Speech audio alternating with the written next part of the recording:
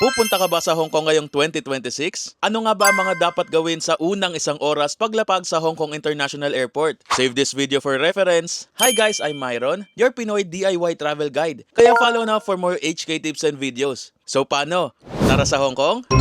Una ay pakinggan ng sasabihin ng FA kung anong carousel number ilalabas ang luggage nyo dahil sa dami ng baggage carousel sa Hong Kong Airport, hindi ka pa nakakalabas, pagod ka na. Next, bago pumila sa Hong Kong Immigration, ihanda na ang passport at boarding pass, i-ready din ang hotel booking and attraction tickets dahil baka hanapin depende sa IO officer. Paglabas ng arrival hall, pwede mo na i-pick up ang pocket wifi kung nag-book ka online. At kung wala pa, reko ko itong Song Wifi dahil wala ng deposit yan. Pwede mo i-book sa Klook and use my code for extra discounts. Next, para pang gasto sa Hong Kong, mas okay mag-withdraw sa ATM kesa magpapalit sa money exchange. Gumawa tayo ng video about dito, nasa profile natin yan na pwede mo panoorin for more info. Sa Transpo Fare naman, Octopus Card ang ginagamit dito sa Hong Kong, parang beep card natin sa Pinas. Pero pwede mo rin naman gamitin dito ang mga credit and debit card. Check mo rin ang Maribank, may pa-cashback promo pa sila. Pwede ka mag-open ng account via their app and use my referral code para makakuha ka pa ng 150 pesos.